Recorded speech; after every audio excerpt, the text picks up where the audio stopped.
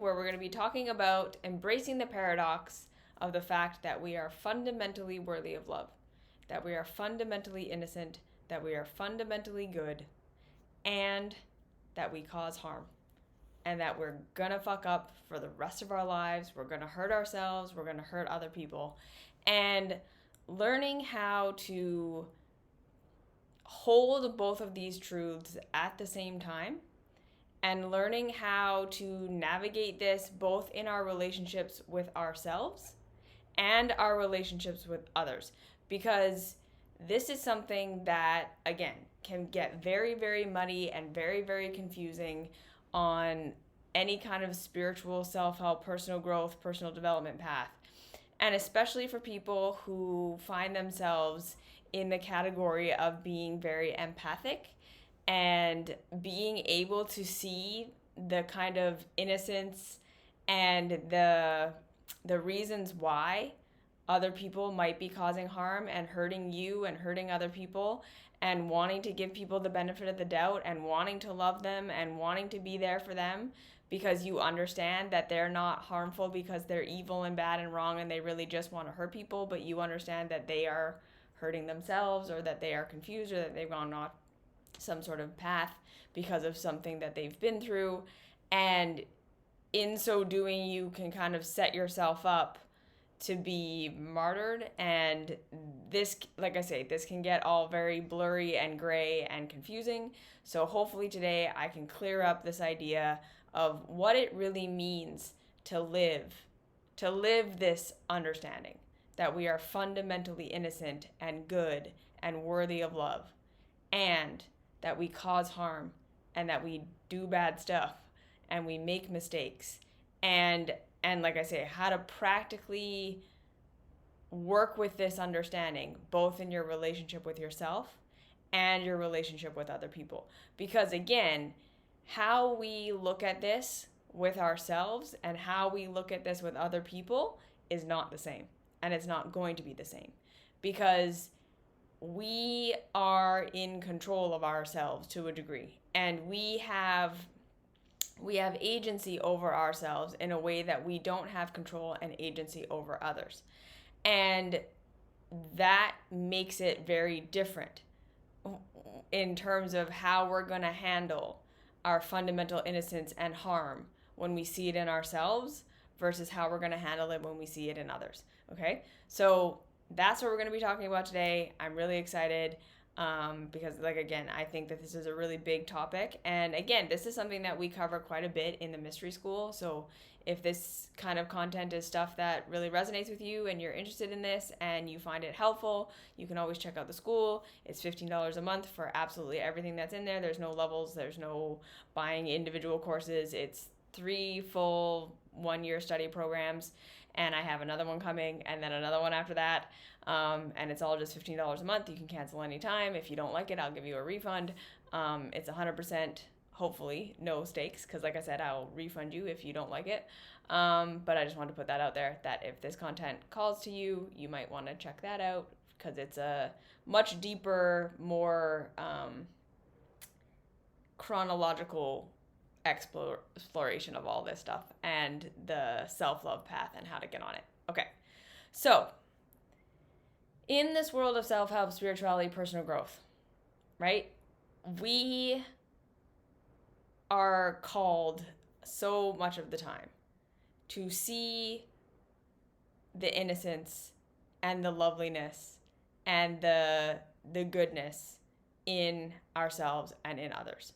But generally speaking, in spirituality, self-help, and personal growth, there's a massive narrative a lot of the time that in order to be a good person, in order to be a spiritual person, in order to be a truly empathic person, in order to be a really loving person or a caring person, that it is your job to see the goodness, to see the innocence, and to see the worthiness of everyone around you, okay? And this is something that I'm going to make a whole video on, just on itself, talking about this kind of idea of how we interact with others with this idea of empathy and seeing that everyone is fundamentally innocent. Because, like, again, I feel like it is such a big topic that it deserves its own video. So I'm going to speak to it a little bit here at the end of this video, but this video will mostly be about handling the paradox of innocence and harm within ourselves. And then, like I say, I am going to talk a little bit about how to handle this in terms of the context in relationship with other people at the end. And then one day I will do a much longer video on just the how we handle this in relationship, okay? So again, in our world and in our culture, we are still living in what I think are the emotional dark ages. I think that we are still living in a time and a place where we do not understand ourselves enough to understand that everything that we're doing and everything that we're participating in and everything that we think and everything that we engage in comes from somewhere, okay? I think we are still living in a place where it appears that we still believe that we are all just arriving in our adulthoods perfectly formed, perfectly aware, perfectly informed, and that we start causing harm to ourselves and others simply because we're making bad cognitive decisions. And we can get to a place where we think, right, I have my self-sabotage, I have my coping mechanisms, I have my numbing, I have my scapegoats, I have these things that I do that are wrong with me and that aren't good about me, and like I say, that hold myself back from reaching my goals and that cause me to hurt myself and cause me to hurt others.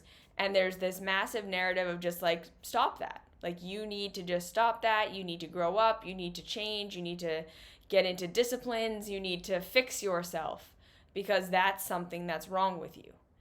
And again, when we truly start to understand ourselves, when we actually start to develop actual self-awareness, we are always going to find that all of our behaviors come from somewhere, that we are doing what we are doing for a reason, because it's the best way we know how to get our needs met right now, because it's the best way we know how to defend ourselves from harm that used to be happening or that is currently happening.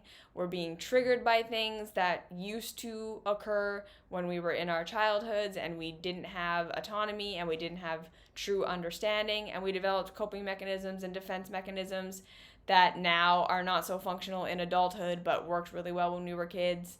We are responding to a society and a way of life that hurts, that we are being told that production and consumption are the only two appropriate ways of being, and that if you do anything other than these two things, that you're failing and doing something wrong. We are completely disconnected from our humanity, from our empathy. We're told we're supposed to, find complete fulfillment in one partner, and then we don't have friends and we don't have neighbors and we don't have connection, and we wonder why we all feel so lonely and everyone gets a divorce. We're told that we're supposed to find our whole life's meaning and purpose and fulfillment in our work, and that it's also supposed to be something that brings us huge abundance, and then if it doesn't do all of those things, that again, you're failing. We live in a culture that exploitation and people literally putting in a full day's work and not getting a full day's wage is just something we accept, and that's okay. People feel constantly insecure because of the manufactured discontent that is how our capitalist system functions, meaning we all have to feel like we're constantly on the outside, like we're constantly not good enough, like we're constantly failing in some way. The trends keep changing and everything keeps going, and we have to continue to feel like we are pieces of shit in order that we will produce and consume more. And all of our systems are pretty painful to exist within. And then we develop ways of coping and numbing and self-sabotaging and getting through that, like binging on Netflix or binging on food or having chaotic relationships or doing whatever we do. And we think there's something wrong with me that I'm doing this thing because I should be able to just function healthfully in this system. And there's something wrong with me if I can't, right? And then people who are experiencing anxiety and depression and mental health issues because of our society are then being told you just need to learn to regulate more and you just need to fix your nervous system and instead of what are you responding to? why are you so nervous? Why are you so depressed? Could it possibly be that it's not that you just don't have good regulation tools, but it's because your life hurts? All of this stuff, right? We're not taught how to communicate. Okay, so we live in a world where there's so much that we are responding to. There's so much manipulation and coercion and being told that this is what should lead to a happy life and it doesn't. And then that all being turned around and being like, well, if it doesn't lead to a happy life for you, if you're not completely fulfilled, if you're not fully successful, if you're not rich, if you're not partnered up, if you're not having the 2.5 kids, there's something wrong with you. And you need to consume more or produce more in order to fix that. And so we're living in this world where, again, we are all facing a life where what we're sold as normal and what we're told we need to do in order to be good and worthy and included, which are all very deep nervous system programs we all have, that if we're different and we don't fit in, we're not going to be safe and we're not going to be okay. So we're constantly manipulated into this way of life that hurts. And then we are going to react and respond to that pain. And I think this, again, is why we are in the emotional dark ages. Because we are not understanding that the way that we are all responding to the systems that we live in and the pain that we have is not a flaw in us. Is not us, again, arriving in adulthood with all of the tools to have just like a perfectly happy, fulfilled, awesome life where we have our humanity and we have great relationships and we work in a way that's actually sustainable and healthy and feels good and where we're provided for and we're safe and we all have opportunity and we all have all of these things, and then we're just choosing to fuck our lives up. That is not a reality. That is not why we are doing what we are doing. And yet we act like that is what is happening. We act like anyone who's coping, numbing, self-sabotaging, having anxiety, having depression, having all these things, has these things because they are flawed and they're broken and there's something wrong with them. And the reason we do that is because we are trained to do that. The system has trained us from day one to see that if there is anything out that we do that is outside of just being productive and consumptive, that is a flaw in our being. Religion tells us this, our education systems tell us this, our mental health systems tell us this. We are constantly being sold this idea that if you're not fitting in and if you're not successful in the very specific way that culture tells us to be successful, that you are failing and flawed and broken, and that is by design. We are told that on purpose. That is not a flaw in the system. That is not a bug. That is a feature.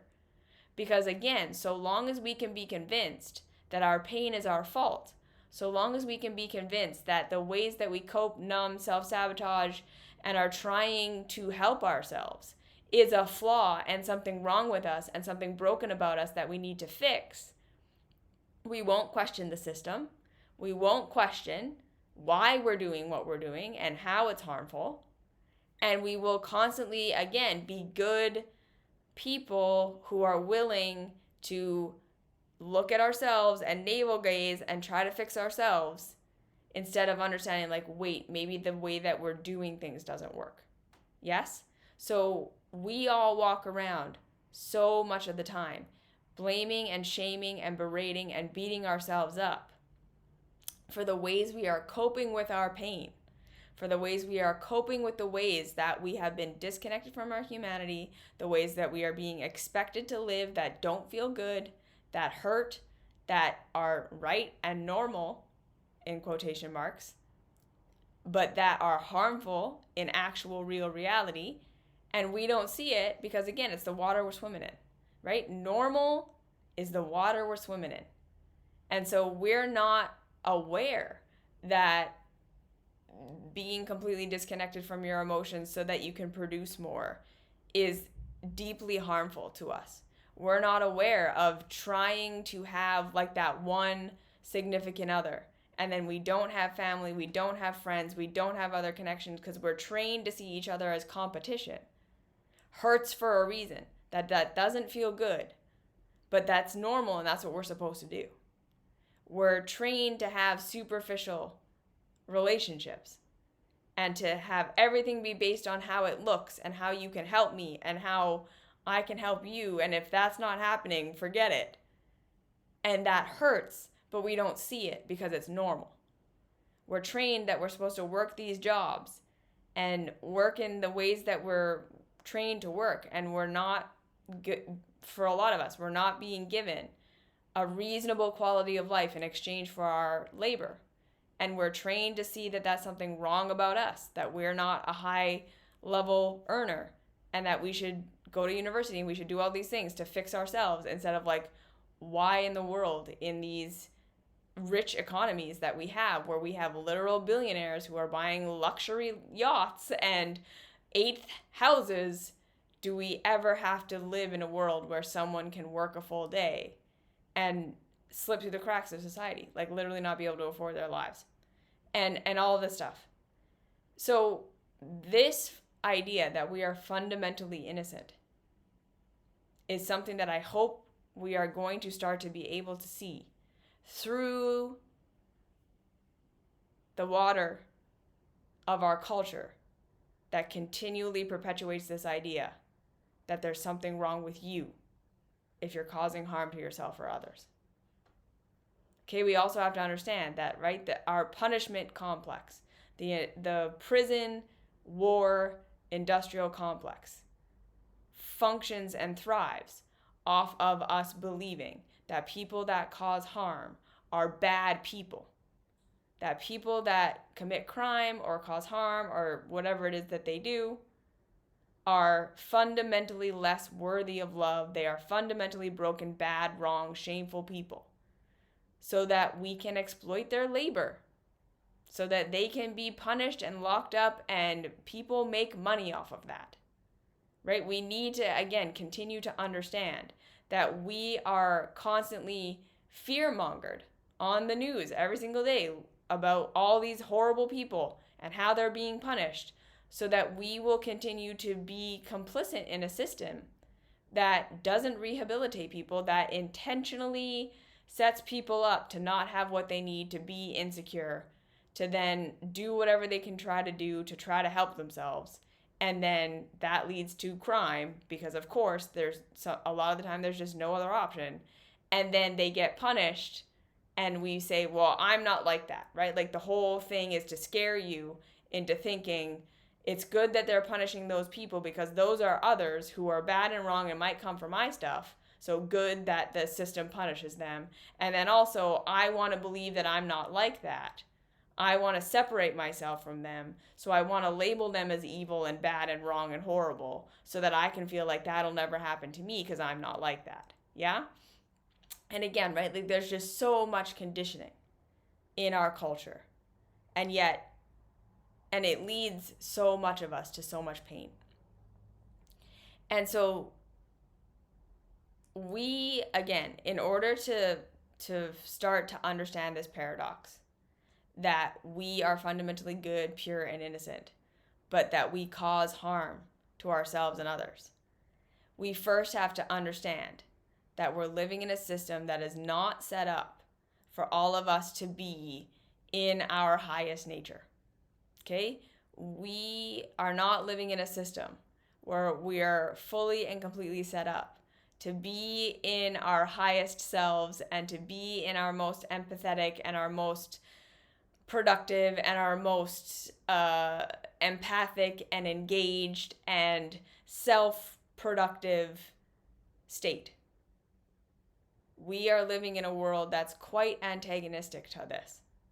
Because when we understand how the human psychology works, when we are in a state of safety, when we are in a state where we feel included, when we are in a state where we feel part of a group that is healthy, like part of a nice, healthy community, where we feel like we have something to offer, where we feel like that thing that we have to offer is valued by the group, where we feel like the group is working together to get all of our needs met, and we feel a reasonable sense of autonomy over our kind of life experience, we naturally get into a state where we are open to learning, where we are more empathetic, where we can see the bigger picture, we can think bigger, we can take a deep breath, we can regulate, and generally speaking, we don't have to work so hard to be regulated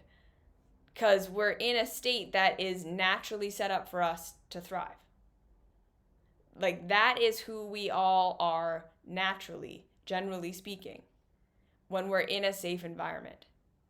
When we feel safe, when we feel supported, when we're part of a healthy community, where we can be an individual, we can be ourselves, we express ourselves, we have our thing that we do in the community, all of that stuff, but that we're also part of a collective and we're not just dependent on one person or dependent on a toxic system, we are going to find that most people have the ability to be empathic, that most people don't need to cope, numb, self-sabotage, and hurt themselves in these circumstances, because there's a general level of safety and a general level of feeling you're going to get your needs met and a general level of connection that leads to a human being just naturally feeling good and not needing all of these coping mechanisms to cope with the pain of their life. We need to start to understand that when the human being is given a humane way of life, almost all of us are going to find that we're pretty good, quote unquote. We're not that harmful. We tend to find balance.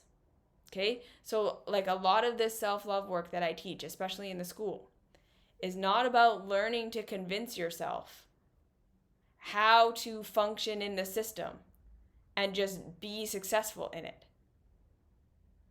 That's not the point of the self-love path. So much of the self-love path is learning what about the system doesn't work.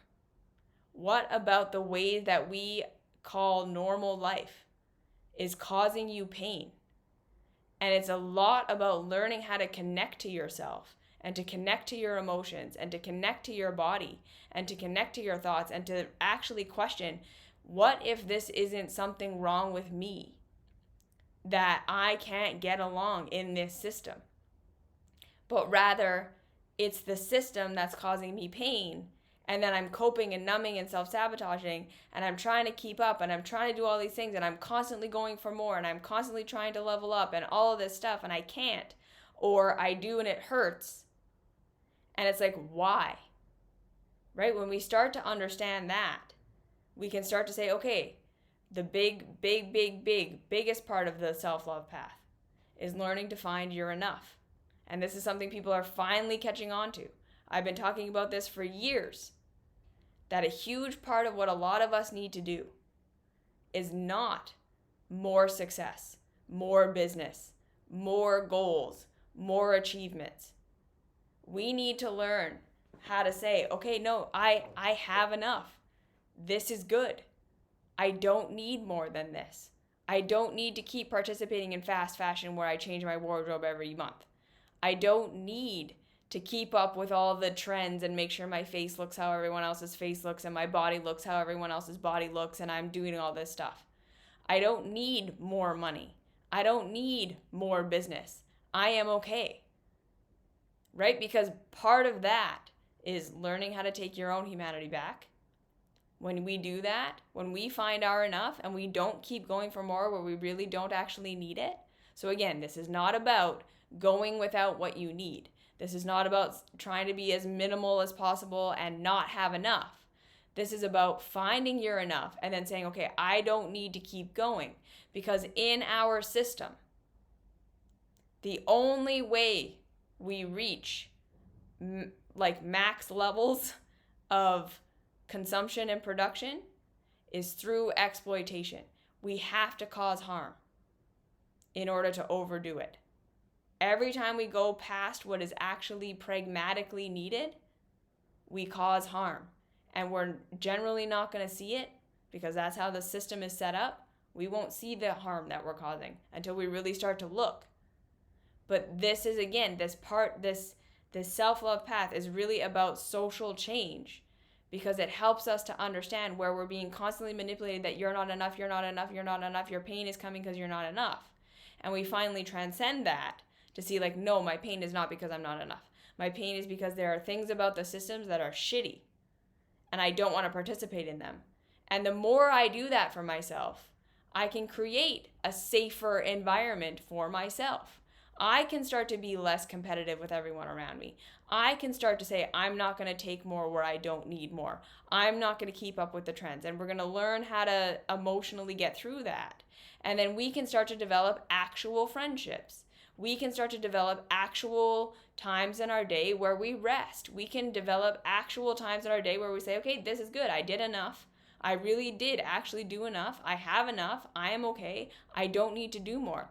And then I can find activities that are truly supportive of my humanity. Like we start to learn about what we actually like and what we actually enjoy and what matters to us. And then we can engage in those things even though they aren't productive and even though they don't fit into the system. And then we will find that this safety that we build for ourselves through this self-love path makes us more of the spiritual person we were trying so hard to become with all of the meditation retreats and the books and all the things we were doing when we were just freaked out all the time, right? And we couldn't do it. We couldn't hold ourselves to these good habits. We couldn't make ourselves be good, disciplined people. We couldn't do it because we were scared. We were in a constant state of fear, right? And then as we find that safety, we find, oh, I don't need to like work super hard to be a spiritual person. I just naturally am that when I feel safe. And then at the same time, right, we learn how to look at our scapegoats and our coping and our numbing and our self-sabotage for what they are doing for us. And we're going to always find that there's a reason we're doing what we're doing. We're trying to protect ourselves from pain we don't know how to feel and we don't know how to process. We're trying to get away from the pain of our day-to-day life that we're told is normal, but that hurts us. And then we think there's something wrong with us instead of being able to change the thing, right? We're trying to stop an expression that we've been told you're not allowed to be that way. That'll make you weird. People don't like that. We're trying to express something we know no other way to express. And in that self-love and in that self-empathy and looking for our innocence, right? It's usually going to be through seeing our self-sabotage, our coping, our numbing, all of these things for what they really are. That we get the answers of what kind of life we actually need to live, right? That it's not through plant medicine and all these things that we discover our right life. It's when we start to acknowledge and address our pain. That our pain will show us, well, these are the things that are causing me pain. And we can start to say, okay, well, why are those things causing me pain? Maybe those things are incorrect instead of me being bad and wrong and shameful that I can't do it. And that, being able to see our innocence, makes it so that we can see why we're doing what we're doing in the first place.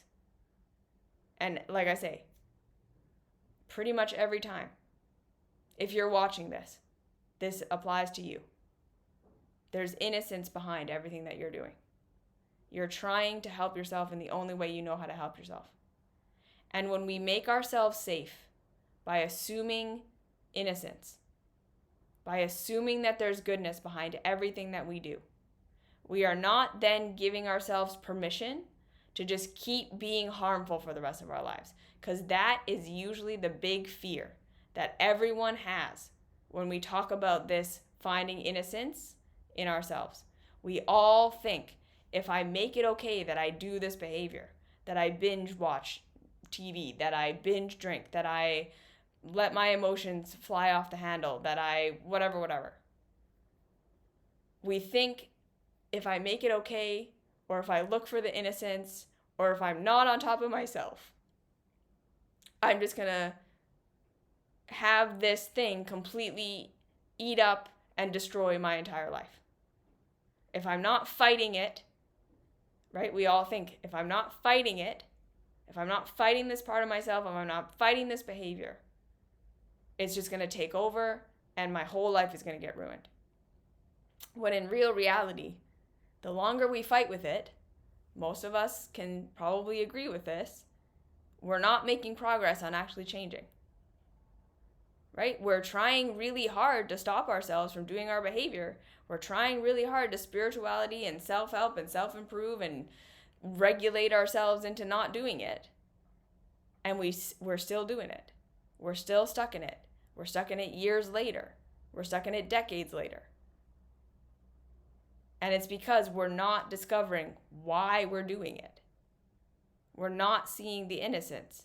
And like I say, when we see the innocence, when we see the reason, we can start to then say, okay, now I can address the cause instead of addressing the symptom. And this is like, for generally speaking, for general people, right? When we have severe addictions and really, really extreme things going on, that's a different story. We usually need help then, right? We usually need support. We need therapy. We need these things. And I'm not saying not to get those things. But what I am saying is that for generally speaking, most of us, we need self-compassion. We need to start to say, okay, like, where did these things come from in my childhood? Where am I being triggered into feeling how I felt in my childhood and coping how I coped in my childhood? And needing to, like, show myself that now I'm an adult and reality is different and I have more autonomy and I can make different choices here. That I can identify what my needs are. I can identify what my fears are. And I can nourish myself and support myself in ways that I couldn't as a child. And we start to get our needs met in new and different ways, and then we don't need the coping mechanism anymore. When we start to acknowledge the things in our lives that are hurting us, and we start to address them, we don't need to cope and self-sabotage and numb anymore, because the root cause has been addressed. And this is why understanding that everything that you do is fundamentally rooted in innocence is the first thing we have to do. Because that's what's going to lead to us actually being able to be curious about what we're doing. Instead of assuming we already know, I'm flawed, or assuming we already know, it's because of this.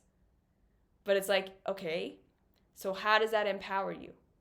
How does that empower you to make different choices, right? If you're totally exhausted and you're trying to push yourself to have all these goals and you get home from work every night and you just binge on Netflix and you're like, oh, I'm never working on my goals. Why aren't I working on my goals? And then you start to realize, okay, the binging on Netflix, what is it doing for me? How is it helping me? And you realize, well, yeah, I'm exhausted. I don't want to come home and work for another 8 hours on my side hustle. So as much as I'm telling myself that's what I want to do, my body is taking over and giving me a thing to help me rest so that I won't do it. And so we say, okay, so what do I actually need? Maybe I need to set aside, I'm going to work on my thing for 5 or 10 minutes, but I'm not going to try and make myself do it all night. And then I can watch TV. You see what I'm saying? We slowly work with ourselves to see why we're doing what we're doing. And then again, the other biggest thing. So we do work with ourselves, why we're doing what we're doing. How can I get my needs met in a different way? How can I acknowledge what I need even if it's not what I want? Right? So yeah, you might want to be the kind of person who can come home after work and put in another 8 hours. But that's not the reality of who you are. That's not the reality of where you're at. So how can you work with the person that you actually are? With the energy you actually have, with what you actually need, and start to build that life. Okay? And then also understanding that when we feel loved, we are far more likely to be able to admit where we are wrong. We are far more likely to be able to admit where we are causing harm to ourselves and others, without going into blame, shame, and guilt, and being able to move into actual problem solving. When we feel like we are fundamentally flawed, if we admit that we are causing harm to ourselves and others, when we go into those shame, blame, guilt spirals of I am a fundamentally bad person, when we realize that we're causing harm to ourselves and others, that is actually what keeps us stuck in it. We all think that we're going to shame, blame, and guilt ourselves into becoming better people. But the truth is that all that does is trigger us into feeling like we're going to be abandoned and feeling like none of our needs are going to get met, which put us in a state of fear. And then we always want to double down and defend and do what we've always done. We are not going to be able to grow. We are not going to be able to actually change from that state of shame, blame, and guilt. What we need to understand is that the more we have compassion for ourselves in our shitty behavior, again, we are not going to be giving ourselves permission to keep doing it forever. We're going to be able to say, I am fundamentally good and worthy of love. This shitty behavior is an immaturity in me. It's a thing I learned somewhere. It's an adaptation to our shitty systems. It's causing harm. That is true. But it is not a reflection of my fundamental nature. When we can separate the two, my behavior from my fundamental nature, then we can start to say, okay, I can change my behavior. I can grow. I can do something different. Without that meaning that I was horrible and shameful and wrong and bad before. When we develop actual compassion for ourselves and true innocence, we are going to be more willing to admit where we are causing harm and making mistakes and doing things wrong. Because we know it doesn't mean, and that means I'm horrible and unlovable and unworthy, and therefore I'm not going to get my needs met. And now I'm in this huge state of threat that just makes it so that I navel gaze on myself and I'm not actually making a change, or I change to try to be better, but I don't really understand why. When we can say, okay, yeah, that's a shitty thing that I'm doing. That's totally shitty. But it's not because I'm shitty.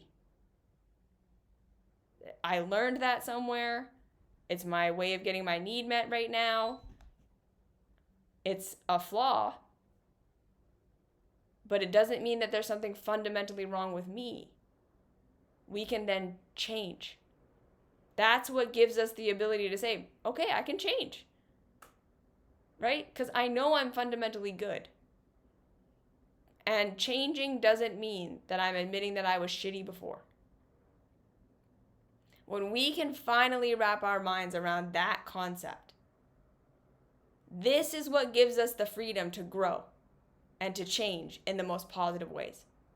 Both with our self-sabotage, our scapegoats, our numbing, our ways that we're hurting and harming ourselves, and the ways that we're hurting and harming others. When we see ourselves as fundamentally innocent, that's what gives us the ability to say, okay, why am I doing what I'm doing? What's the actual need? What's the actual desire? What's the flaw in my logic? What's the childhood trigger? What's the whatever? And what do I need to be supported to learn a new way? That's how we work with the ways that we're hurting ourselves. What do I need to be supported to learn a new way?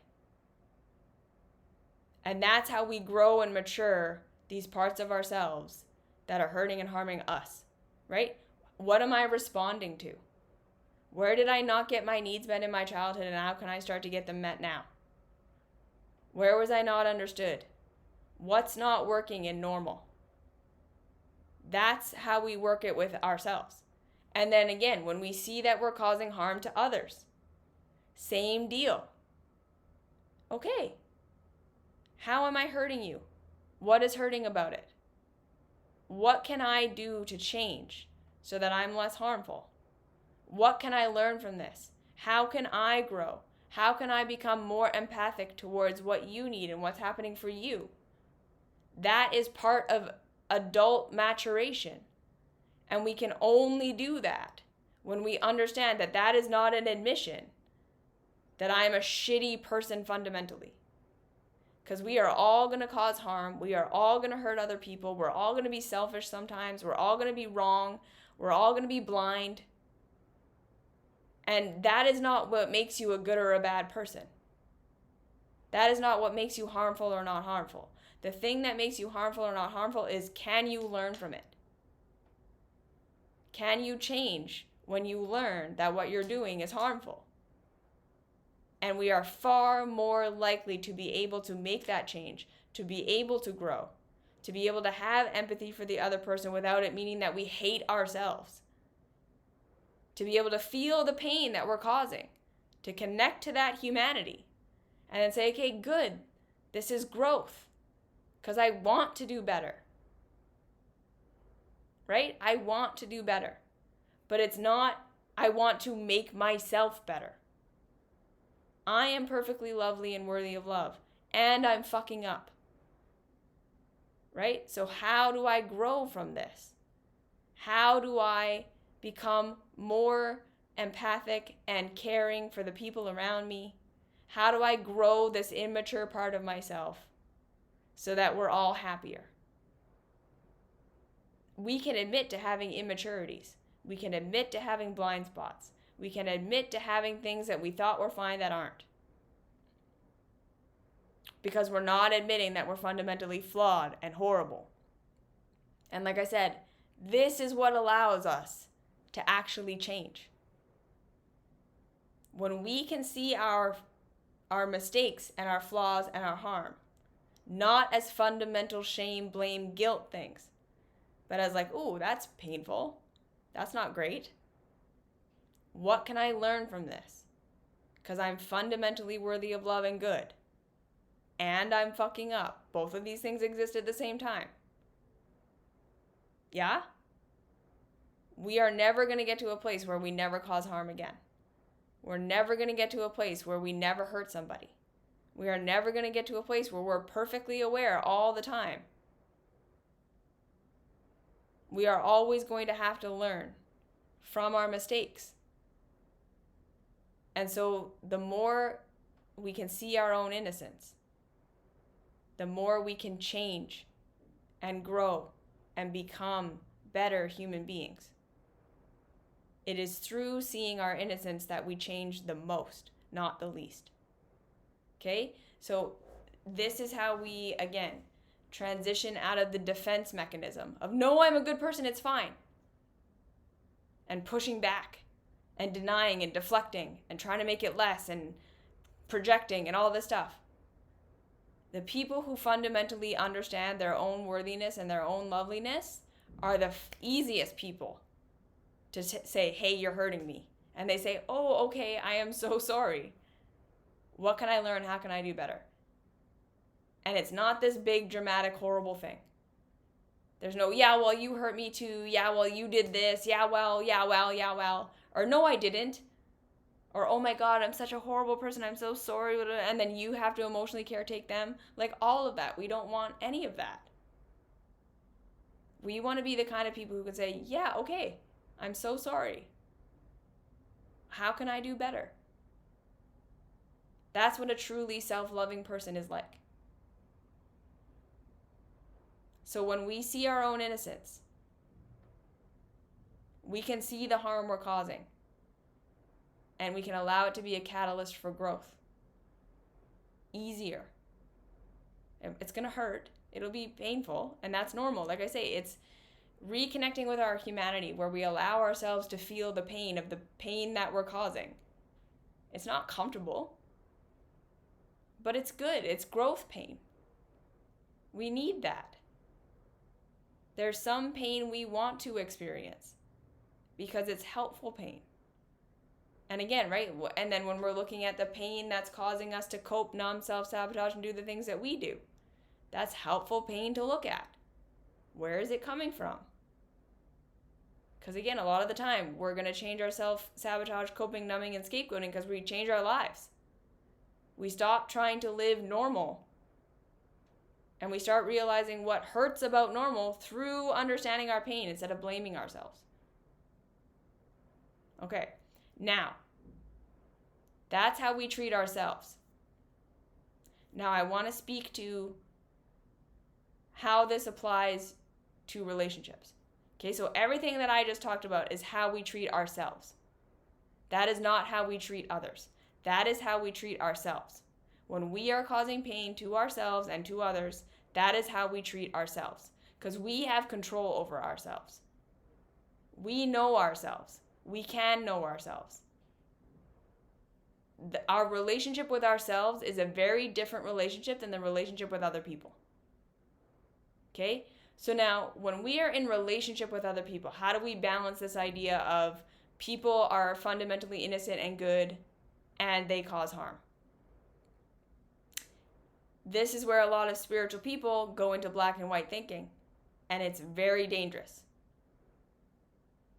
So the idea that hurt people, and that the people who hurt you in your life, the people who cause you harm, are fundamentally innocent, is true. No one is deciding to cause harm when they have a truly viable other option that they could be doing. Right? Like, even when we talk about like psychopaths,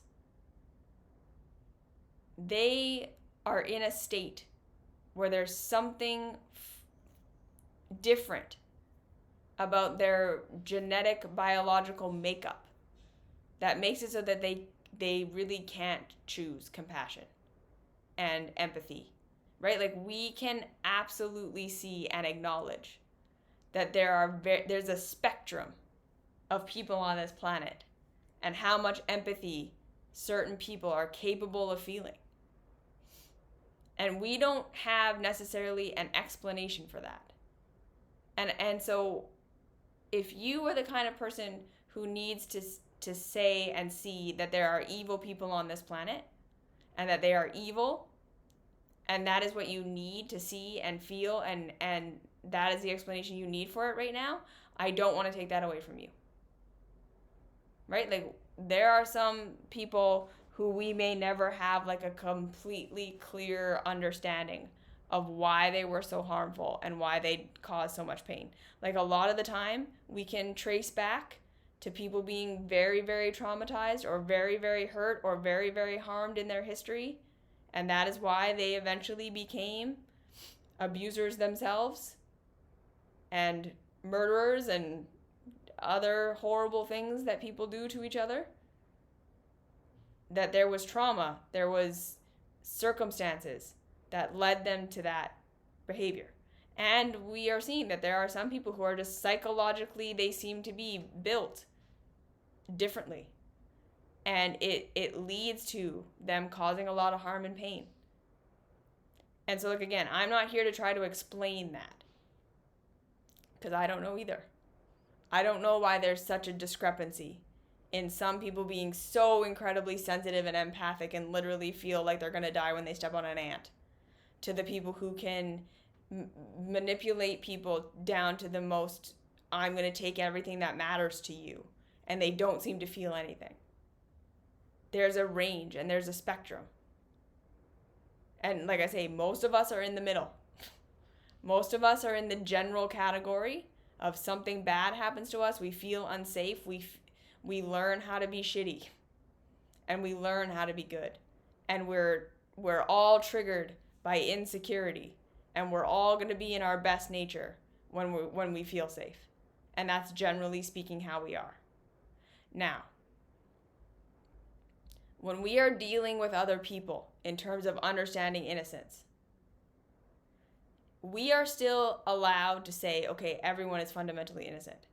No one is, like I say, generally speaking, unless you're working with like a true psychopath, which you might be. But generally speaking, you're working with someone who's shitty because of the things they've been through, because of their maturity level, because the shame, blame, and guilt that they've experienced in their lives has shut down their ability to grow. You're not dealing with a fundamentally horrible person. You're dealing with someone who's causing harm because of their immaturity and what they went through and all of that stuff. And we need to acknowledge that unless someone is for themselves deciding that they want to grow and mature and change, that they want to recognize the harm they're causing, and they want to change that they are doing something proactive to remedy the pain that they cause. It is not your job to continue to accept abuse or shitty behavior because you can see the innocence in the person. It is not your job to continue to put yourself in harm's way of someone who is not making the decision to change. We need to understand that we can have empathy for the fact that no one is a fundamentally evil person. That we don't have to say you're evil and horrible and wrong and bad and shameful and I hate you, in order to say your behavior is still causing harm and I'm not going to expose myself to it anymore. I'm not going to make it okay. I'm not going to be complicit and codependent in it anymore. We need to be able to, again, understand the difference between how we treat ourselves when we realize we're shitty and fucking up and how we treat others. It is not your job to love someone enough that they will change. It is not your job to see someone's innocence and therefore continue to put up with shitty behavior or abusive behavior because you can see that they are hurting and that they are just doing it from innocence. We need to be able to understand that in relationship, we can see the innocence of someone else and still say, and your behavior is unacceptable in terms of the harm that it causes me, and I am not going to participate anymore. We can have certain relationships where, again, we need to be very honest with ourselves. We have to get honest with ourselves on how much pain the other person's behavior causes us, on where they're at, on what it takes for us to love them even beyond their shitty behavior, and how we can protect ourselves and recover if we're going to stay in the relationship, or the kind of boundaries we have to set if we're going to stay in the relationship, or if it is not worth staying in the relationship. Okay, so for instance, me and my husband have both absolutely been shitty to each other. We've had shitty behavior. It's never crossed the line into abuse, but it's absolutely been shitty. There have been times where my pain made me very selfish and self-focused, and he was not getting his needs met. There have been times where, just not being able to be empathetic and compassionate with each other. There have been times of fighting dirty because we both got triggered and we wanted to win. And it's shitty behavior. Right?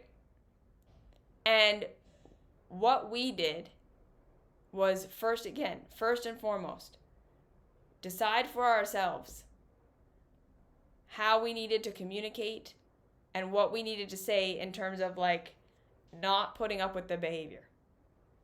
I understand he's fundamentally innocent. He understands I'm fundamentally innocent.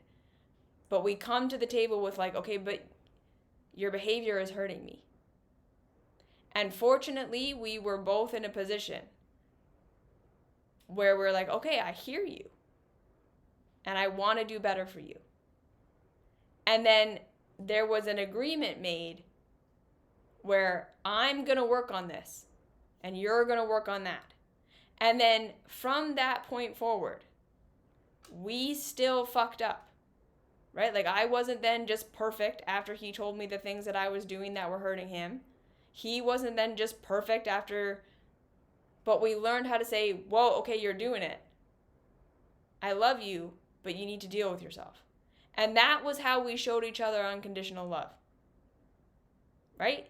I'm going to have respect for you I'm going to understand that what you're doing is not coming from you being evil and horrible, but you're a pain. I'm going to tell you about it. And if you're then willing to do something about it, and I see that, right? Then we prove to each other through changed behavior over time. That's what we do to love each other safe. I'm not going to leave you. I'm not expecting you to be perfect. But this is harmful, and I'm going to be here for you while you work on it, right? And like I say, and then we have those boundaries. You're not allowed to talk to me like that. We don't cross this line. And then if it happens, we say it. Dude, no, we're not going there. We're not doing this. You need to deal with yourself. Right? And then over time, we both became better. We grew, we matured. That's what it looks like to healthfully love someone through it. They can acknowledge that they're causing pain. They can acknowledge that they need to work on it. And then you can set a boundary so that when it happens again in the future, you can just say no, and the other person's like, yeah, you're right, I'm sorry. And then they start working on it. That's what it actually looks like. We don't get into a situation where someone says they're going to work on it and then they don't. Where you can say, hey, you're doing this thing and it's hurting me. And then they just keep doing it and doing it and doing it and doing it. And then you try and set a boundary and they get mad at you for the boundary, or they just continually apologize but never change. Then it's no longer your responsibility. You are not their parent. You are not their therapist. We need to understand that, again, as adults, it is not our jobs to just put up with shitty behavior because it's innocent. If the other person is committed to change, or if you can set a boundary that you are comfortable with so that you don't get harmed anymore, then it's okay to stay.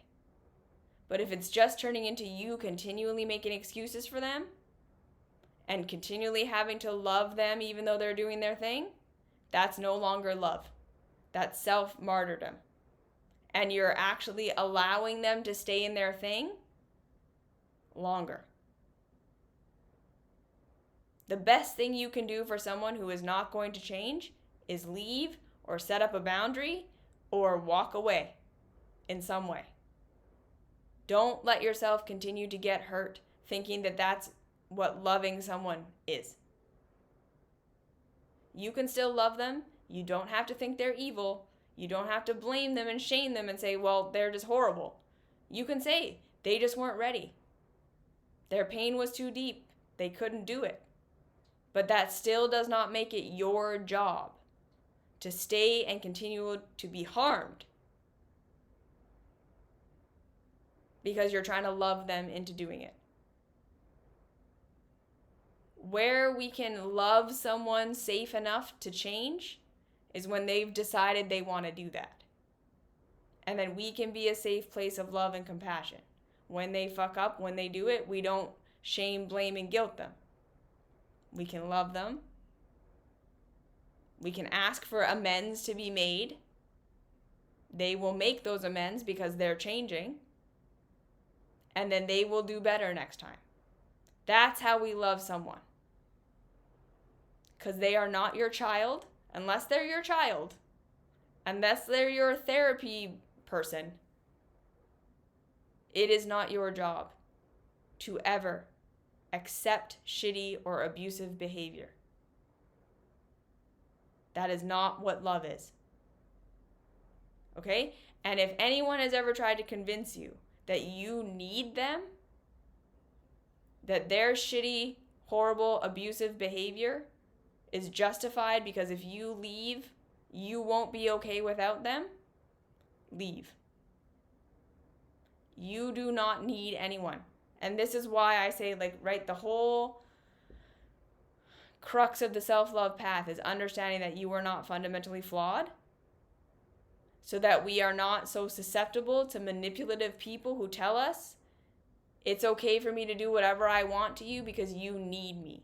I have something, some spiritual knowledge, some self-help knowledge, something that you can't get anywhere else. playing on our insecurity that we're not going to become our higher selves, or we're not going to grow, or we're not going to change if we don't stay connected with this person, that is never true. That is never reality. If anyone is eroding your self-esteem to the point of feeling like you are not complete without them, that is a huge red flag. Always. No one ever has something that you need that no one else has. Like, even if you're enjoying this material, I am not the only one speaking to these things. I am not the only one with this information. I am one in a lot of different people talking about this. And I would never want you to ever feel like you need me for your spiritual path. You don't. Hopefully this is helpful. But generally speaking, ultimately, you would be fine without me. And that is how it should always feel in any dynamic. That we love each other, right? Any partnership, any mentorship, any whatever. It's so great that you're here. I love you. I love spending time with you. We get along, all of these things, but I would be okay without you. That's always the reality. So we never put up with shitty behavior or abusive behavior because we're being told, without me, you don't have this thing. Never. Okay, so when we see the innocence in others, that does not mean we put up with harm, abuse, continual crossing of boundaries. That it is not your job to love that person perfectly so that they will change into something else. They have to do that for themselves. Just like you have to love yourself safe ultimately. Because not everyone in your life is going to love you. There are going to be people who you hurt and harm, and they are not going to be able to communicate it to you in a loving way, and they are not going to be able to be nice to you. And you still have to decide that you're going to change anyways. You have to love yourself safe into that. Okay, I know that they think I'm fundamentally horrible. I know I'm not fundamentally horrible. But I'm going to change anyways. You have control over that in yourself. You don't have control over that in other people. Take control of yourself. Do not try to control other people by thinking you are going to love them enough that they change. That is not your job. You are not their parent. You are not their therapist. And you're not there to manipulate them into trying to make them change if you love them enough.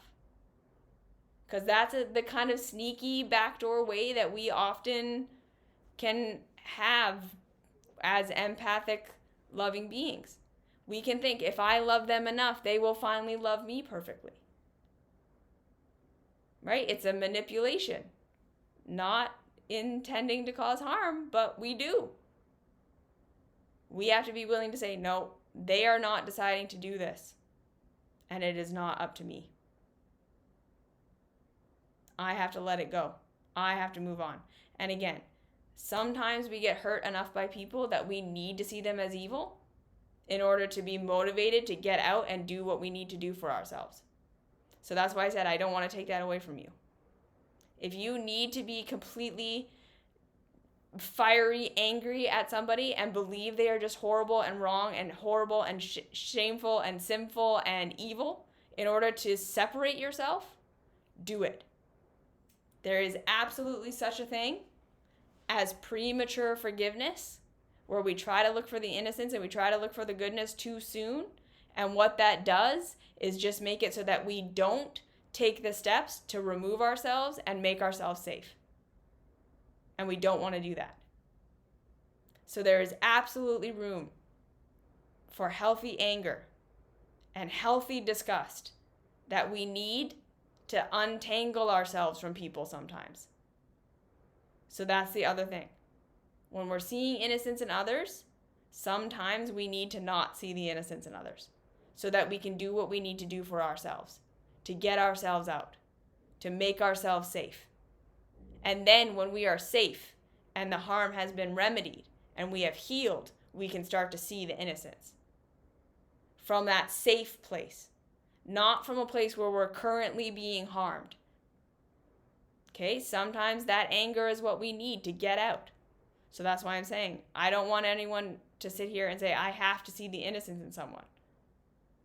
Especially if that seeing the innocence means that you continue to accept harm. If you need to get angry and see them as evil so that you will get out, do it. Make yourself safe first. That's the most important thing. If you are being harmed or abused, get out. Do not keep trying to love the person enough so that they will be safe enough to heal. They need to decide to do that on their own. They can do that with a therapist. They can do that with a parent. They can do that on their own. They don't need you for that.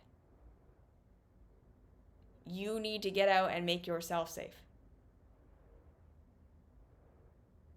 Honor your own innocence and get out. Okay? Okay. So hopefully that was helpful. Hopefully that was nuanced and complex enough. Because the reality is, how we treat ourselves when we understand fundamental innocence and how we treat others is different.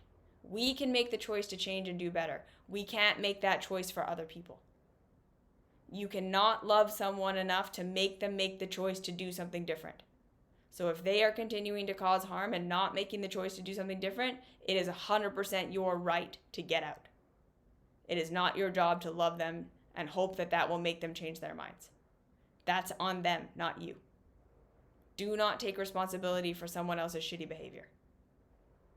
It's not your job, okay? It's your job with yourself to love yourself unconditionally so that you will grow and change. It is not your job to love someone else unconditionally so that they will grow or change.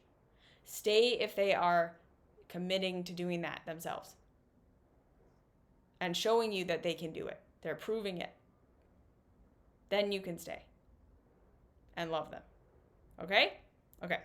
So thank you for listening. Thank you for being here. And I'll see you in the next video.